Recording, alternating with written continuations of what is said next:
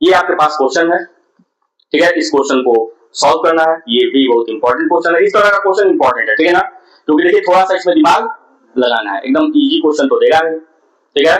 तो आएगा भी तो लॉन्ग में 3 नंबर में आएगा, ठीक है। तो आप लोग अच्छे से समझिए। सबसे पहले बोला है कि use Euclid division algorithm to find HCF of this and this. Euclid division algorithm का यूज कीजिए और क्या कीजिए, एचसीएफ फाइंड कीजिए। तो सबसे पहला काम जो कहा है वो हम लोग करते हैं। 1190 और 1445 का एचसीएफ निकालते हैं। तो इसमें क्या करेंगे, जो छोटा नंबर है, छोटे नंबर से बड़े वाले नंबर को डिवाइड करेंगे, यही करते हैं। 1 टाइम में जाएगा 1190, माइनस करेंगे 5 में से 0 जाएगा 5, 4 में से 9 जाएगा नहीं, 14 में से 9 जाएगा 5, 3 में से 1 जाएगा 2, 225। मतलब फर्स्ट स्टेप आपका आ गया 1445 इक्वल टू 1190 इंटू 1 प्लस 250। बोलिए, आ गया। चलिए अब हम लोग क्या करेंगे, 255 से 1190 को डिवाइड करेंगे, ठीक है ना। हमको लग रहा है 4 टाइम में जाएगा, 4 टाइम में ले जाएंगे, 4 5 या 20, 4 5 या 20 और 2 22, 4 2 या 8 और 2 0, 9 में से 2 गया 7, 1 170 आया, आ गया। क्या होगा, हम लोग लिखेंगे 1190 इक्वल टू 255 इंटू 4 प्लस 170। कोई दिक्कत? अब नेक्स्ट स्टेप क्या है बेटा, 170 से हम लोग क्या करेंगे, 255 को डिवाइड करेंगे। कितनी बार में जाएगा, 1 टाइम में जाएगा। 170 सब्ट्रैक्ट करेंगे 5, 15 में से जाएगा 8, 15 में 7 जाएगा 8 और ये कैंसिल आउट हो गया 85। नेक्स्ट ये स्टेप क्या होगा, 255 इक्वल टू 170 इंटू 1 प्लस 85 होगा, नहीं होगा। नेक्स्ट स्टेप क्या होगा, बेटा, 85 को किसे डिवाइड करेंगे, 85 से किसको डिवाइड करेंगे, 170 को। कितनी बार में जाएगा, 2 टाइम में। कितना आ जाएगा, 170। और ये हमारा लास्ट स्टेप हुआ, और क्या हुआ, 170 इक्वल टू 85 इंटू 2 प्लस 0। तो हमारा आंसर आ गया एचसीएफ इक्वल टू कितना आ गया, 85।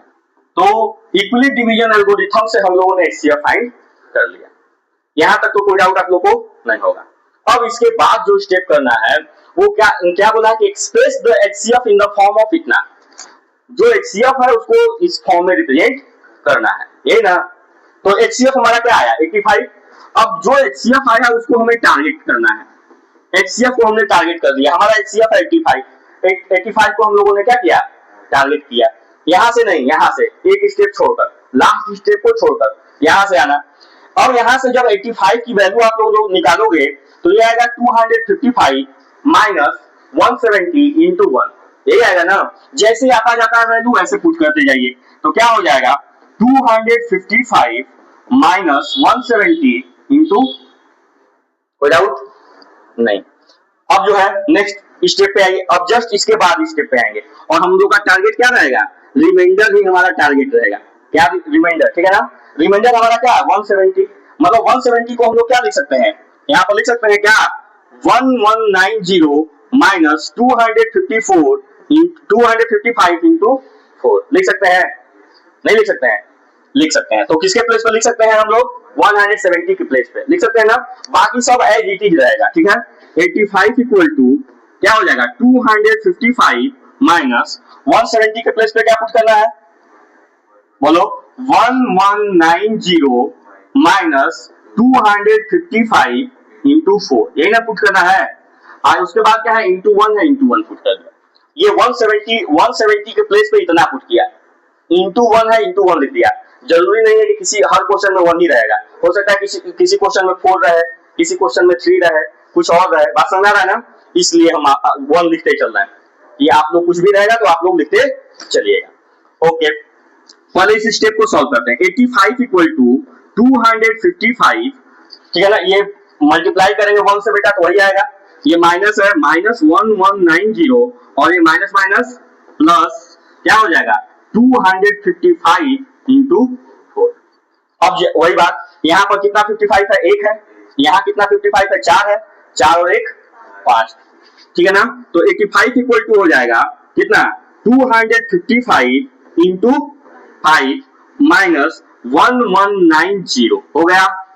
अब देखो क्या इस फॉर्म में आया 1190 प्लस 1445 एन के फॉर्म में आया है, नहीं आया है। अब 1190 तो आया है, लेकिन यहाँ क्या है 255 है। अभी हमारा जो फॉर्म चाहिए उस फॉर्म में नहीं आया है। फिर से आगे बढ़ेंगे। अब हमारा नेक्स्ट स्टेप क्या है, 255 को टारगेट करेंगे, ठीक है ना। तो 255 को हम लोग यहाँ क्या लिख सकते हैं 1445 माइनस 1190 इंटू 1 लिख सकते हैं कि नहीं, बोली कर रिया, समझ में आ रहा है।